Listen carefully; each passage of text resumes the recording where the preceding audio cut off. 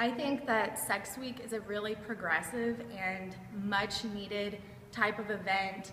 I can say this from personal experience because I went to a private school here in Knoxville, private schools my entire life, and sex education was abstinence only and really sorely lacking.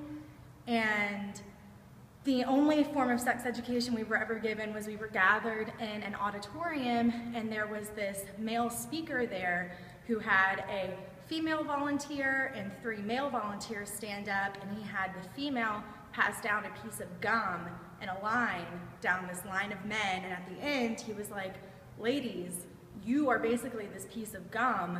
Who wants a used piece of gum?"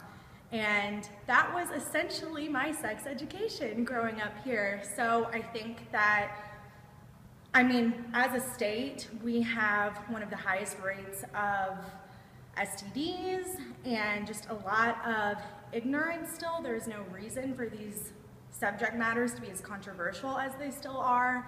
I think that it's time that we move into the 21st century.